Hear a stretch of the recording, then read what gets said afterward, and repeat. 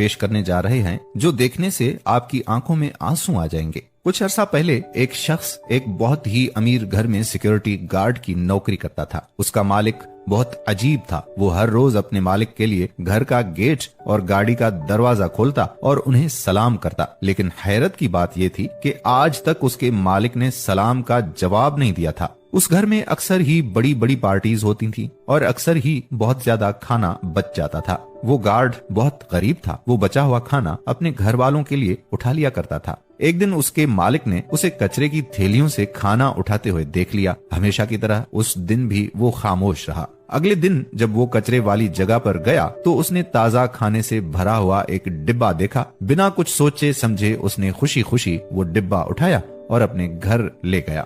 اس دن کے بعد سے اسے ہر روز وہاں تازہ کھانے سے بھرا ڈبہ ملتا اور وہ اسے اپنے گھر لے جاتا۔ یہ سارا سامان اس کے اہل و عیال کا پیٹ بھرنے کے لیے کافی ہوتا۔ پھر ایک دن اس کے مالک کا اچانک انتقال ہوا اور سب کچھ بدل گیا۔ اس دن کے بعد سے اسے کچرے کے ڈبوں کے پاس سے کبھی کھانے کا ڈبہ نہیں ملا۔ وہ روز وہاں جاتا، وہاں جا کر چیک کرتا، لیکن اسے وہاں کچھ نہ ملتا۔ وہ بہت مایوس ہو گیا۔ ایک بار پھر سے اس کے لیے اپنے اہل و عیال کا پیٹ پالنا مشکل بن گیا۔ پھر ایک دن اس نے اپنے مالک کی بیوی سے اپنی تنخواہ بڑھانے کی بات کرنے کا فیصلہ کیا۔ اس کے مالک کی بیوی کافی ہمدرد خاتون تھی۔ وہ اسے دیکھ کر کافی حیران ہوئی کیونکہ جب سے وہ نوکری کر رہا تھا اس نے کبھی اپنی تنخواہ بڑھانے کی بات نہیں کی تھی اور نہ ہی کبھی اپنی تنخواہ کو لے کر کوئی شکایات کی تھی۔ پھر اچانک ایسا کیوں ہوا وہ کچھ سمجھ نہیں پا رہی تھی۔ پہلے تو اس گارڈ نے بہت بہانے بنائے، پھر آخر اسے سچ بولنا پڑا۔ اس نے اپنی مالکن کو چیزوں والے ڈبے کے بارے میں بتایا جو اسے روز کچرے کے پاس سے پڑا ملتا تھا۔